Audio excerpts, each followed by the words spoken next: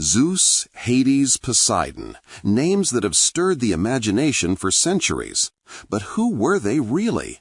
Real rulers or just symbols of the forces of nature? In this video, we explore the historical and cultural aspects of these deities, revealing how the ancient Greeks saw the world through the prism of myths. Subscribe to the channel, give it a thumbs up, and let's get started. Most of what we know about Zeus, Hades, and Poseidon has come down to us not in the form of dry religious dogma, but in the form of epic poetry and drama. The main biographers of the Olympians were the blind poet Homer and the Boeotian farmer Hesiod, who lived around the 8th century BC. Their works, Homer's Iliad and Odyssey and Hesiod's Theogony, are the cornerstones on which the entire edifice of Greek mythology is built. Homer depicts the gods with striking humanity. His Zeus is a powerful but quick-tempered ruler who weighs the fates of heroes on golden scales, but at the same time succumbs to the tricks of his wife Hera and enters into disputes with other gods. Poseidon in the Odyssey appears as a vengeful and relentless deity, persecuting the main character for blinding his son, the Cyclops Polyphemus. Hades, on the other hand, is more of a background figure in Homer's work, a gloomy lord of a distant and misty kingdom whom the living try not to mention unnecessarily. Homer's gods are not abstract forces, but fully fledged characters with their own passions, weaknesses, and motives. They interfere in the affairs of mortals, take sides in wars, and intrigue against each other, like members of a noble and very dysfunctional aristocratic family. If Homer is a playwright showing the gods in action, then Hesiod is a systematizer who created their genealogy. His poem Theogony, literally The Origin of the Gods, is a grandiose cosmogonic picture. Hesiod does not simply tell stories, he builds a hierarchy explaining where chaos, Earth, Gaia, Sky, Uranus, and ultimately the Olympian gods came from. It is Hesiod who describes in detail the story of the birth of the three brothers and their rise to power. Later authors, such as the poet Pindar and the playwright Euripides, would reinterpret these images, sometimes questioning the moral qualities of the gods and their actions, reflecting the evolution of philosophical thought in Greek society. Imagine a world plunged into eternal darkness under the rule of the Titan Cronus. For him, time was not a river, but a predator. He was prophesied to be overthrown by his own son, and this fear turned him into a monster. One by one, he swallowed his newborn children, born to him by his wife Rhea, Hestia, Demeter, Hera, Hades, and Poseidon. In his womb, in primeval darkness, they remained neither alive nor dead, prisoners of their father's terror. But Rhea, tormented by grief, decided to save her last, 6th child. In deep secrecy, on the island of Crete, she gave birth to Zeus and slipped a stone wrapped in swaddling clothes to Cronus instead of the baby. The Titan, blinded by paranoia, did not notice the substitution and swallowed the stone. This act of deception became the starting point for a coming revolution that would forever change the structure of the universe. Zeus grew up far from his father's gaze, nursed by the goat Amalthea and guarded by nymphs. When he came of age, he returned to challenge Cronus's tyranny. With cunning, he forced his father to vomit up his swallowed brothers and sisters. First the stone, then Poseidon, Hades, and their sisters, all came out into the light, grown up and ready for battle. Thus began the Titanomachy, the great war between the gods and the Titans, which lasted 10 years. Olympus shook from the roar of battle, Zeus' lightning split the heavens, and Poseidon's trident caused earthquakes. In the end, the Titans were defeated and cast down into Tartarus, the deepest and darkest abyss of the underworld. After their victory, the three brothers faced the question of how to divide power. They did not fight each other, but decided to cast lots, entrusting their fate to chance. It was a symbolic act, demonstrating the transition from tyrannical autocracy to an orderly distribution of spheres of influence. Poseidon drew the lot that gave him power over all the seas and oceans.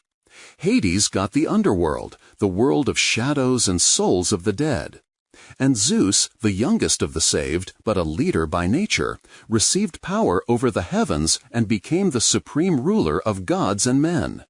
The earth and Mount Olympus were recognized as common property. This myth about the division of the world is not just a fairy tale about the family affairs of the gods. For the ancient Greeks, it was an explanation of the fundamental structure of the cosmos. There is the visible world of the sky above, the fluctuating and unpredictable world of the sea beneath the keel of a ship, and the invisible but inevitable world of death, where everyone goes. And each of these elements has its own ruler, its own character, its own laws. Just as in a large family, brothers can divide their father's inheritance. One gets the house, another the land, and the third the workshop. So the gods divided the universe, establishing an order that would henceforth determine the fate of both mortals and immortals. Archaeological finds serve as silent but convincing witnesses to how deeply the cults of these gods penetrated the fabric of everyday life. The temple of Zeus at Olympia, for example, was not just a place of worship. It was the heart of Pan-Hellenic unity, a place where every 4 years all wars ceased and Greeks from all city-states gathered to hold the Olympic Games. Its famous pediments, sculptural compositions on triangular fields under the roof, carried important ideological messages. One depicted the mythical chariot race between Pelops and Oenomaus, the story of the founding of the games, of cunning and divine intervention. The other depicted the battle between the centaurs and the Lapiths, a violent and chaotic scene that served as a powerful allegory of the victory of civilization, the Greek Lapiths, over barbarism and animal instinct, the centaurs. At the center of this composition stood the imperturbable figure of Apollo. But the spirit of order and justice that he embodied was inseparable from the supreme authority of Zeus, whose house it was.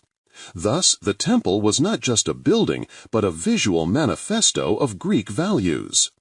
Similarly, the temple of Poseidon at Cape Sunion, whose white columns still greet ships approaching Athens today, was a strategically and psychologically important site. For a sailor embarking on a dangerous voyage across the unpredictable Aegean Sea, the site of this temple on a high cliff was the last image of his homeland, and the last opportunity to offer a prayer to the mighty Lord of the seas. The offerings left here are not just artifacts, they are the materialized hopes and fears of an entire people whose lives were inextricably linked to the sea. The cult of Poseidon was particularly strong in coastal cities and islands, as well as in Corinth, which controlled the strategic isthmus between the two seas. There, the Isthmian Games, second in importance only to the Olympic Games, were held in his honor. The cult of Hades, on the other hand, was much less public and more intimate. The Greeks avoided saying his name aloud, fearing to attract the attention of the Lord of the Dead. Instead of Hades, they often used euphemisms, such as Pluto, Pluton, meaning rich, or giver of riches. This name reflected the dual nature of the god. He not only took souls, but also possessed all the untold treasures hidden in the bowels of the earth, precious metals, and the fertility of the soil from which crops grow. Therefore, people could also ask him for wealth, although they did so with the utmost caution. Sacrifices to Hades were made at night, usually black animals, whose blood was allowed to drain into a pit in the ground so that it would reach the underworld. Unlike the Olympians, whose sacrificial smoke rose to the sky, sacrifices to Hades were sent down. He had almost no temples, but there were special places considered to be entrances to the underworld, such as the cave in Eleusis, where the famous mysteries associated with his wife Persephone took place. The names of gods are not random labels, but keys to understanding their original essence. The name Zeus, in the genitive case Dios, has a common root with the Latin Jupiter, from Deus Pater, God the Father, and the Sanskrit Dyaus Pita. All of them go back to the Proto-Indo-European deity Dyaus Flair, Heavenly Father or Shining Father. This indicates that the image of the supreme thunder god, associated with light and the sky, was brought by the ancestors of the Greeks from their ancient homeland. He is the oldest in this pantheon from the point of view of linguistic archaeology. His epithets reveal the diversity of his functions. Zeus Zenios, patron of hospitality, a custom sacred to the Greeks. Zeus Horkios, the keeper of oaths, whose name was used to seal agreements, and breaking such an oath meant incurring inevitable divine wrath. Zeus Soter, the savior. The etymology of the name Poseidon is much more vague and is the subject of debate among scholars. One version links it to the Greek words posis, husband, lord, and da, earth, which gives the meaning husband of the earth or lord of the earth. This is supported by his epithet Anasigaios, earth shaker. This theory suggests that Poseidon may have originally been a chthonic deity of fertility and earthquakes, and only later, perhaps with the development of Greek seafaring, did his jurisdiction extend to the sea. This hypothesis is confirmed by Mycenaean clay tablets deciphered in the 20th century. On these tablets, written in the so-called Linear B script, the name Poseidaio occurs more frequently and in a more significant context than the name Daiwo, Zeus, which may indicate Poseidon's higher status in the Bronze Age pantheon. Perhaps the Greek tribes who arrived later appointed their supreme sky god Zeus as the chief god, while the local, more ancient god was demoted to the sea. The name Hades, Hades, is traditionally translated as the unseen or the one who cannot be seen. This perfectly matches his nature as the ruler hidden from the eyes of the world.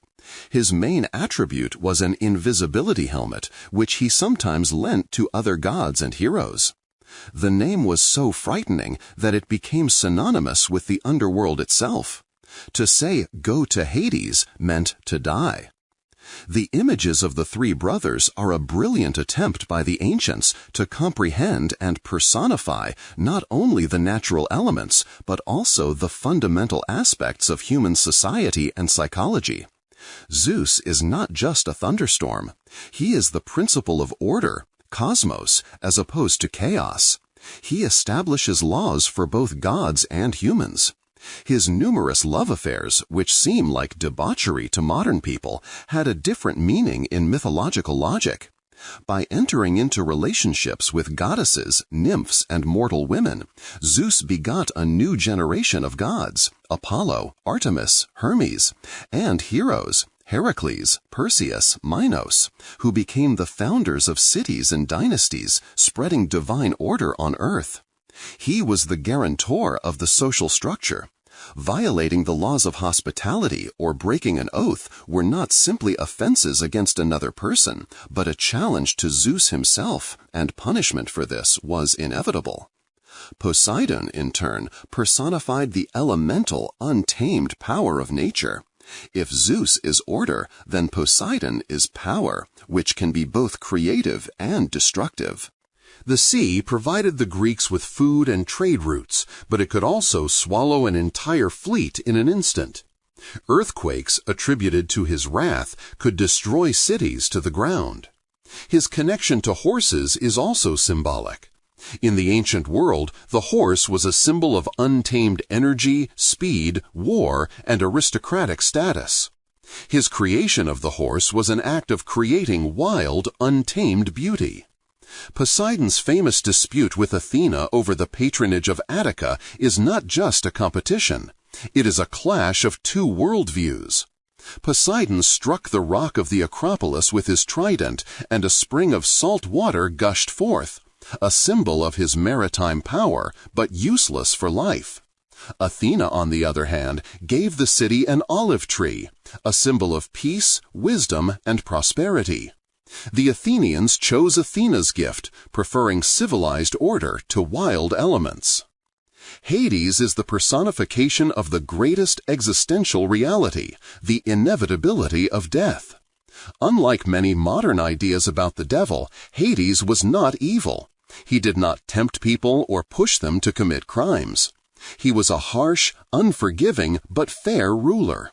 His kingdom was democratic in the darkest sense of the word. It accepted everyone, regardless of status, wealth, or merit. The myth of his abduction of Persephone, daughter of the goddess of fertility Demeter, is one of the central myths in Greek religion. This is not just a story about family drama. It is a profound agrarian myth explaining the changing seasons. When Persephone is in the underworld with her husband, her mother Demeter grieves, and winter comes to the earth.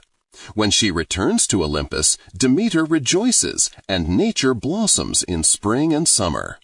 Thus, the god of death was inextricably linked to the cycle of life, decay, and rebirth.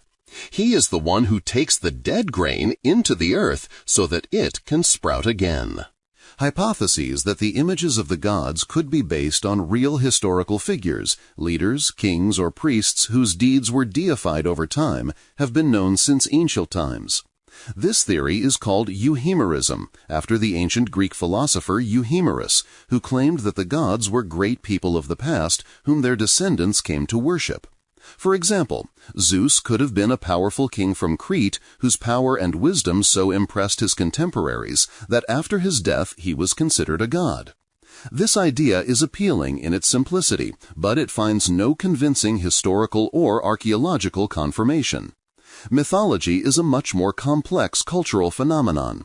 The images of the gods were formed over centuries, absorbing echoes of ancient nature cults, memories of migrations of peoples, social norms, and philosophical reflections.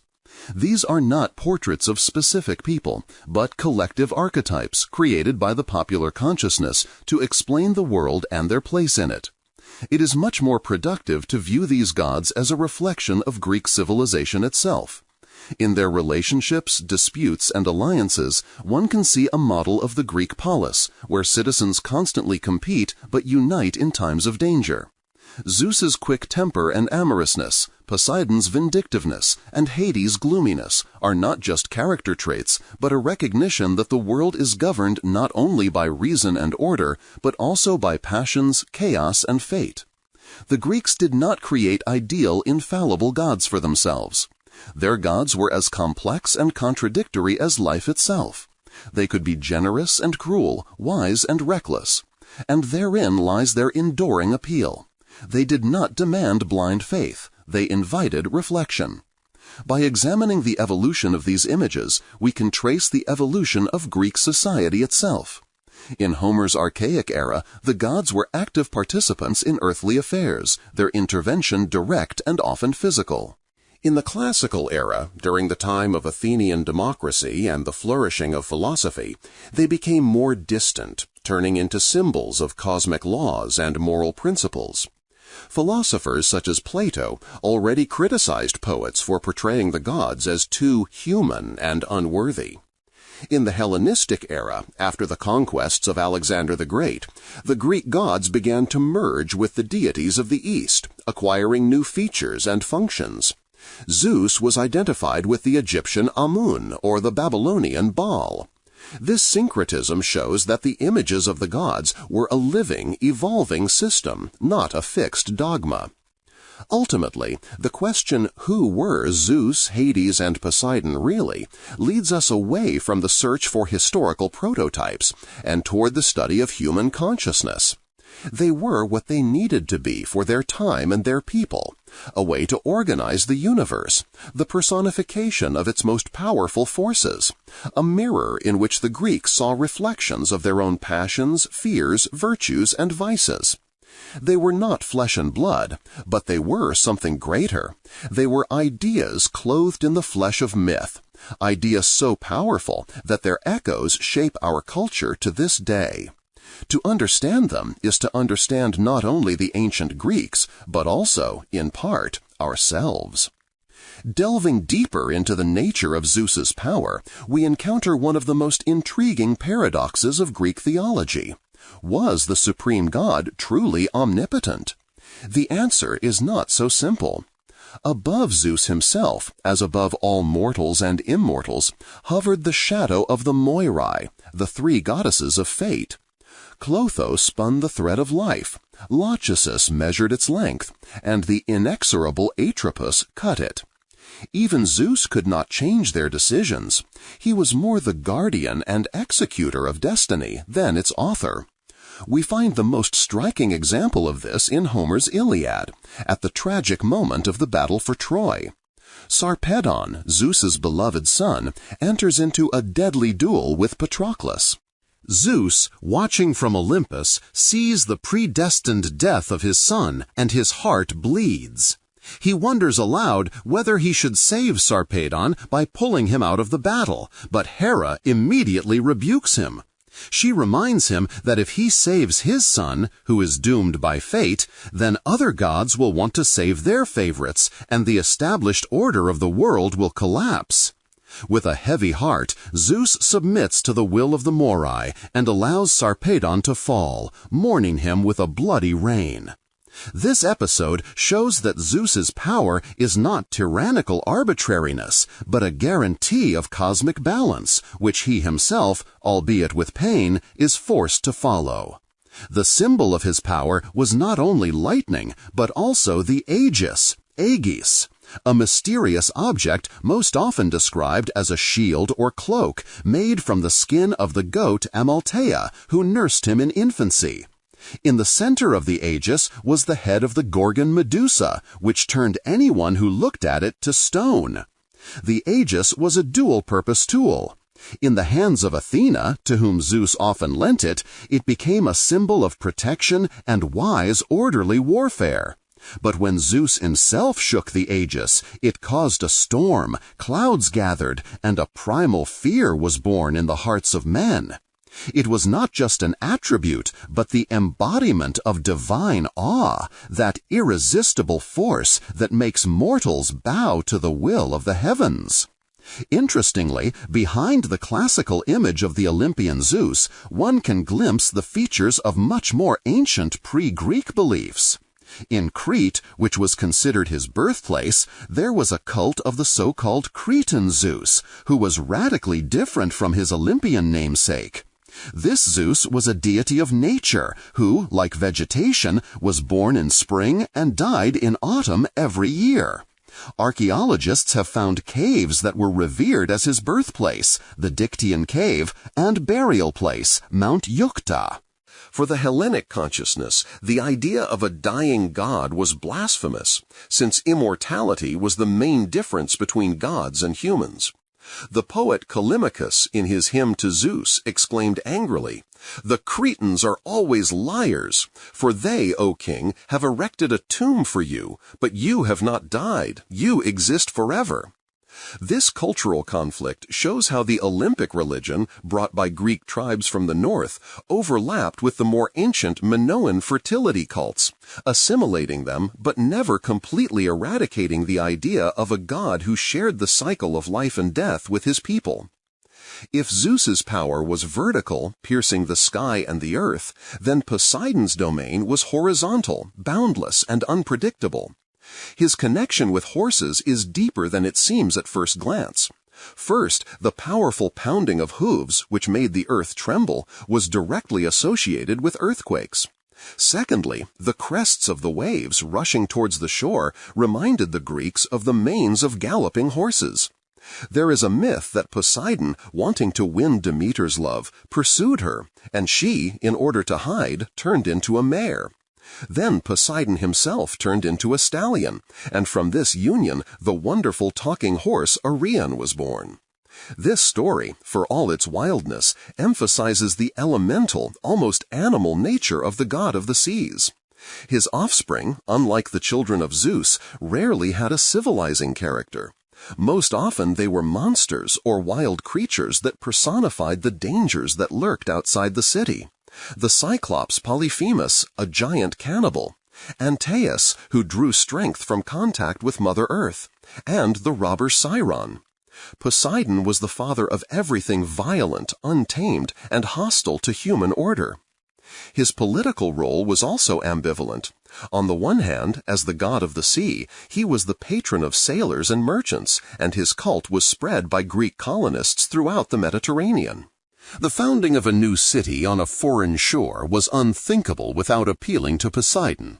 But on the other hand, he often acted as a rival to other gods for influence over cities. His dispute with Athena over Attica is only the most famous example. He competed with Hera for Argos, with Apollo for Delphi, and with Zeus for Aegina. And he almost always lost. These myths reflected historical reality. The victory of agricultural, urban cults, Athena, Hera, over more ancient and elemental ones. Poseidon's trident was not just a weapon. In myths, he used it as a geological tool. He split mountains with it, creating river valleys, or, conversely, struck the bottom of the sea, raising new islands.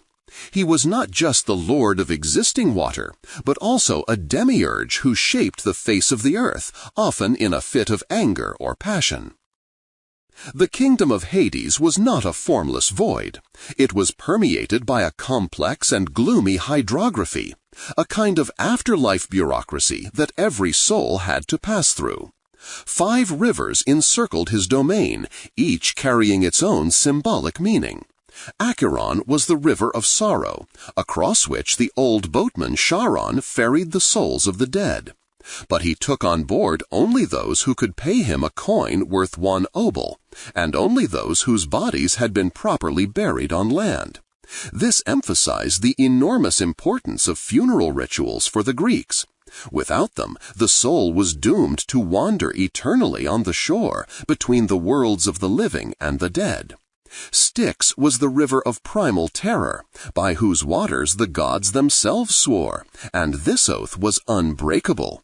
Lethe was the river of forgetfulness. Drinking from it, souls forgot their earthly lives, preparing for their disembodied existence.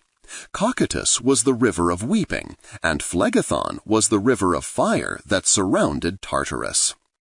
Guarding the entrance to the kingdom itself was the 3-headed dog Cerberus, who wagged his tail friendly at those entering, but was ready to tear apart anyone who tried to escape. This detailed elaboration of the topography of the afterlife was an attempt to bring some order to the frightening unknown of death. It is in the Odyssey that Homer gives us the most poignant description of what it is like to be a shadow in the realm of Hades. Odysseus descends into the underworld to ask the seer Tiresias about his fate. There he meets the shadow of Achilles, the greatest of heroes. Odysseus tries to console him, saying that even among the dead he must rule as a king. Achilles' response is the quintessence of the Greek love of life. "Do not console me in death, bright Odysseus. I would rather be a farmhand, serving a poor man, a man without land, for a pittance, than reign over all the dead." For the Greeks, life, even the hardest and poorest, was a priceless gift because it was filled with light, color, feelings, and action. The afterlife of Hades is not a hell with boiling cauldrons, but something perhaps even more frightening, an eternal, gray, powerless existence, deprived of everything that makes life worth living. However, the aspect of Hades as Pluto, the rich, reveals him from a completely different side, and is closely connected with the Eleusinian mysteries, one of the most important and mysterious religious cults of ancient Greece. The mysteries were based on the myth of the abduction of Persephone. When Demeter, the goddess of fertility, searched for her daughter in grief, the earth ceased to bear fruit, and humanity was threatened with famine. Zeus was forced to intervene and reach a compromise. Persephone would spend 2/3 of the year with her mother on earth and 1/3 with her husband Hades in the underworld. Those initiated into the Eleusinian mysteries underwent complex rituals that are believed to have reenacted this myth. The meaning of the mysteries was kept strictly secret, but according to ancient authors, they gave participants hope for a better fate after death.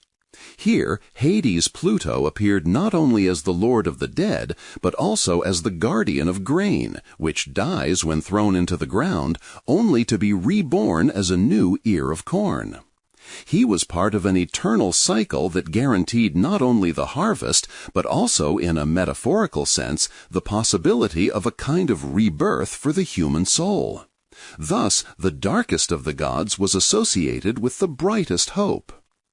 The relationship between the three brothers was far from idyllic and resembled more a political alliance of powerful monarchs, each of whom jealously guarded his sphere of influence, or time, honor, destiny. Any encroachment on another's time could lead to conflict.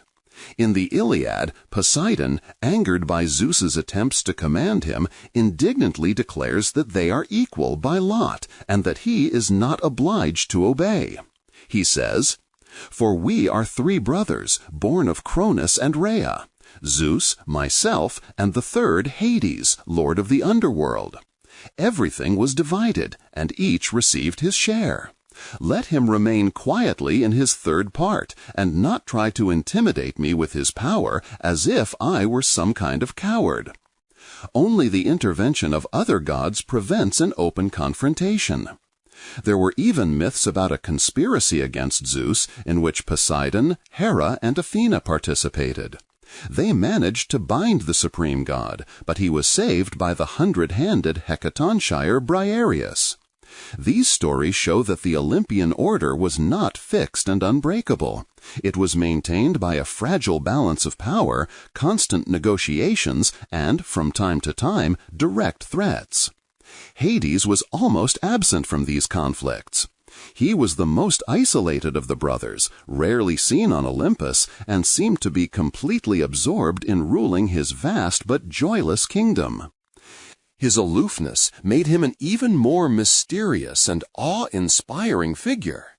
In addition to the global division of the world, Zeus's power also had a more subtle legal structure. His daughter by the Titaness Themis was Dike, the goddess of justice. Unlike her mother, who personified divine, immutable law, Dike was earthly justice, the kind that operates in courts and city squares. The ancient Greeks believed that Dike lived among humans, but when humanity sank into lawlessness, she would leave the earth in tears and ascend to Olympus to her father, complaining about mortals. And then Zeus's wrath would fall upon the cities and peoples who had violated his order. This myth was not just an allegory, but a powerful social regulator, asserting that justice had a divine origin and that disregard for it would lead to disaster. His will was manifested not only through lightning bolts, but also through whispers. In Dodona, in Epirus, there was the oldest oracle of Zeus, which predated even the famous Delphi. There, the will of the god was known not through the ecstatic prophecies of the priestess, but through the rustling of the leaves of the sacred oak. Priests called seers, who slept on the bare ground and did not wash their feet in order to maintain constant contact with the chthonic force, interpreted this sound, as well as the cooing of doves and the ringing of bronze cauldrons hung on branches. It was a completely different, more archaic form of communication with the deity, rooted in animistic beliefs, when nature itself spoke with the voice of God. The colossal chryselephantine statue of Zeus at Olympia, created by Phidias, was not just a work of art, but a theological and political statement. The god sitting on the throne was so huge that it seemed that if he stood up, he would break through the roof of the temple. This created a dual feeling in the viewer. On the one hand, a sense of overwhelming power, and on the other, mercy, because the god remained seated. His face, according to witnesses, expressed not anger, but paternal kindness and wisdom. In one hand he held a scepter with an eagle, a symbol of royal power, and in the other a statue of the winged Nike, the goddess of victory. The meaning was clear. True victory is granted not by brute force, but by just and wise rule under the auspices of Zeus. Visiting this temple was mandatory for athletes and ambassadors. It was an act of initiation into pan-Hellenic unity, sealed by the authority of the supreme god. Poseidon, in turn, did not limit his power to salt waters. He was also the lord of fresh springs, which emphasized his ancient connection to the earth. There is a myth about how, competing with Athena, he created a saltwater spring on the Acropolis with a blow of his trident. But in other parts of Greece, it was Poseidon who was considered the giver of life-giving moisture.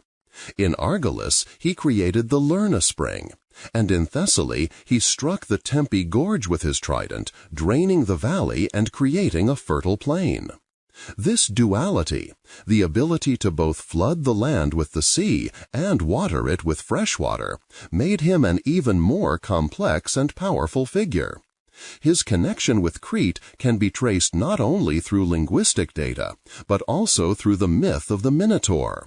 It was Poseidon who, in response to King Minos's prayer, sent a magnificent white bull from the sea for sacrifice.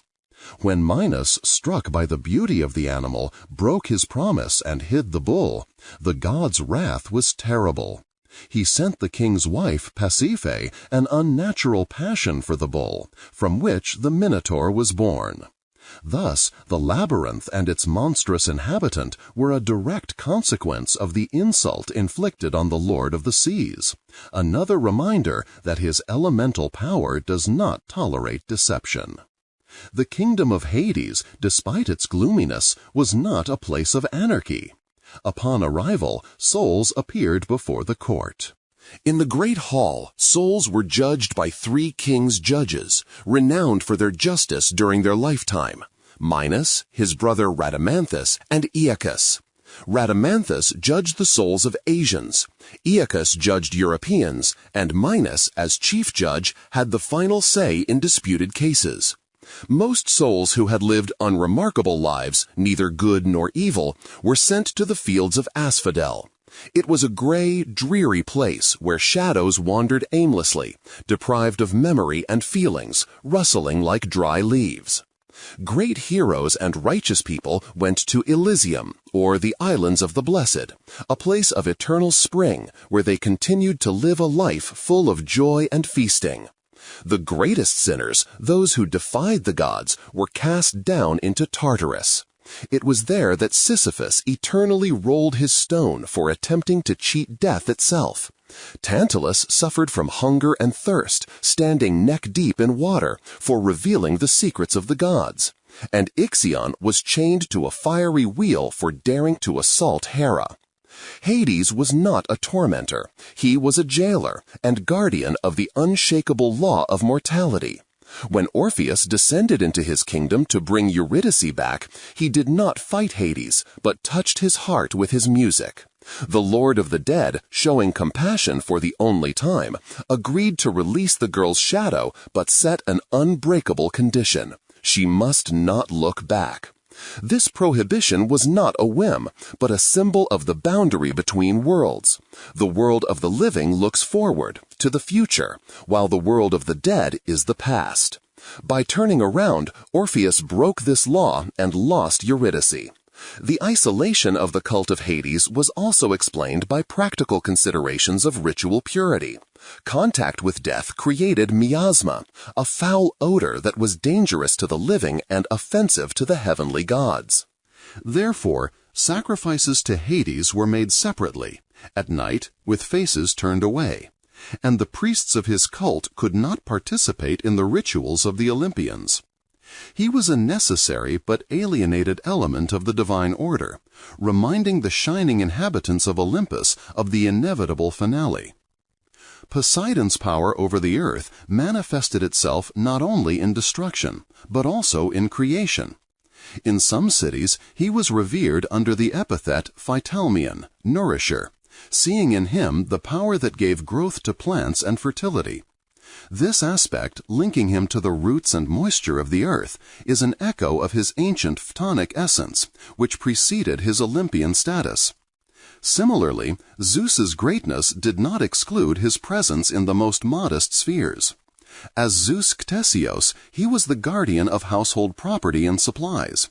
His symbol in the home was often not a lightning bolt, but a modest vessel with seeds and water, and sometimes a live snake, which was fed as a benevolent guardian spirit of the pantry, embodying divine protection. Even Hades was appeased by calling him not only Pluto, but also Clemen, the glorious, or Eubuleus, the giver of good advice. These euphemisms were not just a polite formality, but a magical practice, an attempt to charm and channel frightening power in a positive direction. The image of Eubuleus, a young man with a torch, was especially important in Eleusis, where he was considered a witness to the abduction of Persephone and a guide to the depths of mystical knowledge. This divine tension was sometimes frozen in stone. The unique Erechtheion temple on the Acropolis of Athens was erected on the site of the dispute between Athena and Poseidon, becoming an eternal monument to their forced coexistence. Inside its asymmetrical walls, traces of both deities coexisted and were revered. The salty spring born from the blow of the trident, and the sacred olive tree of the goddess. This was not just a reminder of the myth, but an active sanctuary where the Athenians had to simultaneously honor both the wild sea element and civilized wisdom, recognizing that their city owed its existence to the fragile balance of these two principles. Thus, Zeus, Hades, and Poseidon are not real historical figures, but rather the product of ancient Greek religious cults and mythological creativity. Their images reflect attempts to understand the world through nature and society. Despite the lack of reliable facts about their real essence, their legacy continues to influence contemporary culture.